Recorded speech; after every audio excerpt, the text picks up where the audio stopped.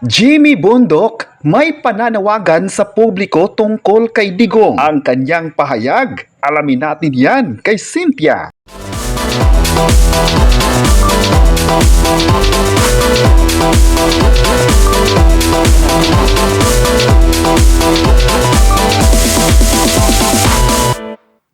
Umapila ang singer at abogadong si Jimmy Bundok na pauwi na ng Pilipinas si dating Pangulong Rodrigo Duterte at huwag nang pag-initan si Vice President Sara Duterte matapos matalo sa senatorial race sa kakatapos lamang na 2025 midterm elections. Nag-post ng mahabang mensahe si Attorney Jimmy Bundok sa kanyang Facebook page. Tanggap na raw ng OPM artist ang kanyang pagkabigo na makakuha ng upuan sa Senado, pero hindi naman daw dito natatapos ang lahat. Ayon pa niya, wala daw sapat na salita upang maipakita niya ang kanyang pasasalamat sa Panginoon at sa taong bayan para sa pagkakataong ito.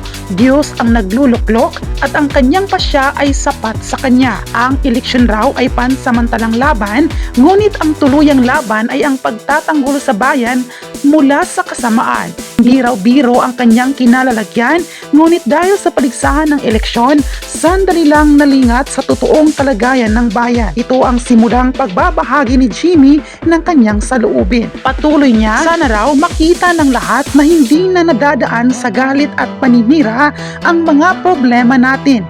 Ang kailangan raw ay diskurso at pag-iisip. Sana umangat na ang antas ng pampublikong talakayan ng ating bayan. Hindi raw maiiwasan na babalik muli sa bangayan ang usapan. Kaya kung sino man na nakakarinig at nakakaunawa sa boses na napakaloob sa mensaheng ito, pakiusap pa ng singer at lawyer, sana namulat na tayo sa mga taktika ng mga makinarya na pinag-aaway lamang tayo upang makakuha ng libreng datos mula sa pinaiikot na masa. Salamat raw sa milyon-milyong nagtiwala. Ang dami daw nagawa sa kakaunting pundo at tao. Sana raw ito na nga ang kinabukasan ng politika sa Pilipinas. Sana raw gising na ang mga Pilipino at mas magising pa, maunawaan kapag tayo ay gising na makikita na ang kabutihan lamang ang sulit ipaglaban at walang halaga ng ginto o kapangyarihan ang tutumbas sa halaga ng kaluluwa.